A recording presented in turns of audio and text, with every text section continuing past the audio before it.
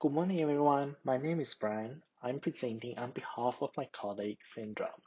I'm going to talk a little bit about accessibility, specifically in the context of mobility as a service. At SkedGo, we are passionate about developing solutions that help create trip chains, not only for able-bodied people, but also for those with different needs. So a key question we often ask ourselves is this: are people with disabilities left behind? Before answering this question, let's look at some stats to get a feeling for the size of the problem we are looking at. In the European Union alone, over 70 million people live with some form of disability, and 1 in 3 people with disabilities have reported transport is the major barrier to work and life. One may ponder over this question then.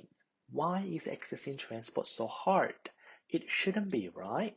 In modern cities, public transport are generally very good, not to mention the rise of ride-hailing and ride-sharing services further enables us to get around much easier and more convenient. But does everyone feel the same? Well, depends on if you have mobility issues. A quick search on the internet can reveal the immense frustration faced by people with disabilities. Each of these headlines has a number of factors contributing to it. Take anger as wheelchair users left unable to ride trains as an example. There could be infrastructure issues, no ramps, insufficient wheelchair spaces, training issues, staff are not trained on how to help wheelchair users, policy issues, there are no legislations forcing TSPs to implement accessibility. If you take a closer look at these headlines, you would have noticed many are directed at popular tech companies.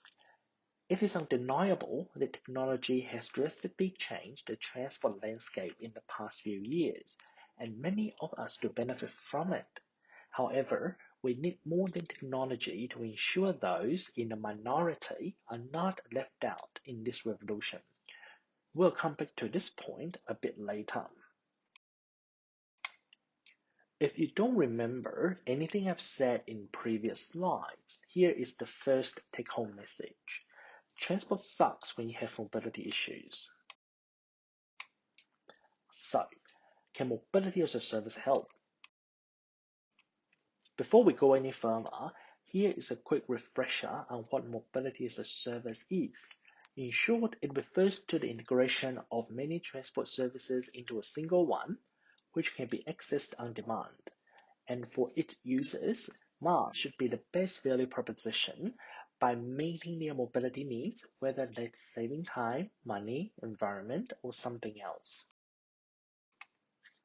So, what does an ideal MaaS world look like? In our vision, users have the ultimate information and knowledge through the devices in their hands. And with that, we don't just mean timetable information, which most journey planners do provide nowadays. They know how to get anywhere with any available mix of modes. If there is a delay in a segment in a trip chain, all subsequent ones are automatically recomputed to users so users can continue their onward journeys with minimal fuss. Contextual assistants are available at the fingertips. If you are cycling, the system shows you a path that suits your cycling ability the most and tells you if you can take your bikes on the next mode.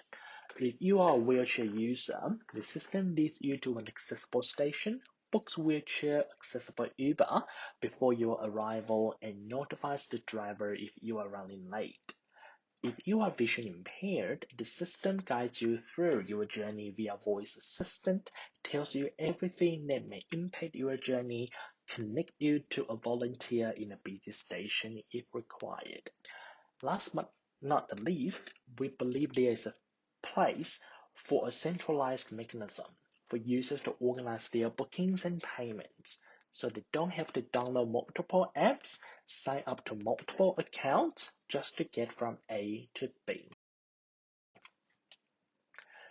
What are the opportunities out there today that can get us closer to that ideal world? As I said earlier, technology has been the driving force for the transport revolution we are seeing today. We believe it will be also key to the adoption of an accessible MaaS. One technology that we reckon will have a big impact is autonomous vehicles. They provide a viable transport option for people that would otherwise unable to use their cars, like vision impaired, people with epilepsy, and elderly. AVs have the potential to become the backbone of on-demand transport that can fill the first and last mile gaps as well as providing underserved areas with equal access. While autonomous vehicles are still in the early days, it is encouraging to see companies who invest in AVs are already considering accessibility from the get-go. Lyft, for example, is extending its all-AV project to include vision impaired. May Mobility is working with community groups to improve wheelchair access, and Volkswagen has an inclusive mobility initiative to take a holistic view on designing their AVs, from hardware to human interface. Hardware or infrastructure is only part of a solution. Software plays an important role as well. And here, open data is the key, especially those related to accessibility, because they allow tech companies like SkedGo to create new and innovative products and services. For example, we use the data from Transport for New South Wales to develop wheelchair-friendly routing. What that means is if the wheelchair mode is turned on in the app, we avoid stations that are not accessible or experiencing issues with facilities. We stay clear of footpaths that are difficult for wheelchairs to maneuver as well. We go beyond just supporting people with mobility issues. Using open data, we put an occupancy indicator in the app, which tells users if a bus or a train carriage is near full capacity. This feature has been well received by people with autistic spectrum because large crowds can elevate their anxiety very quickly. It is encouraging to see cities like Vienna and London, countries like Finland are making a big push to make open data a reality or even as a mandate.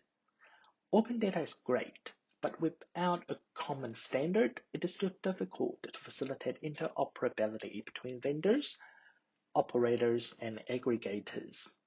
Pleasantly, industry bodies like MaaS Alliance are creating the much needed awareness in this space, and we are hopeful that a set of standards will become available very soon. So, what's next?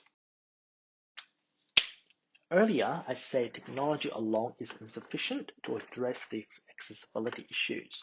Indeed, there needs to be proactive regulation as well as decent funding to create the right pressure and encouragement for TSPs to consider accessibility seriously. On the other hand, TSPs needs to realize accessibility is not an afterthought. They should consult with advocacy and community groups earlier on in the design process to yield superior results in the end. Having a universal or all-inclusive design is surely going to increase the initial investment. However, in the longer term, the financial rewards will be far greater. Why is that? Because an accessible MaaS system benefits a lot more people than those with disabilities. If you add in the aging population, tourists, people with temporary impairments, families with PRAMs, the pool is a lot bigger. So if you remember, I said earlier, one of the take-home message, the first one was, transport sucks if you have mobility issues. I would like to finish off this talk with a second take-home message. Access to transport is access to life. From this talk, I hope we all understand this is a big problem, which needs to be taken seriously. For those of you in the audience, if you are planning or currently working on MaaS projects, consider accessibility from the start. It is our obligation to get this right, and the time to do that is now.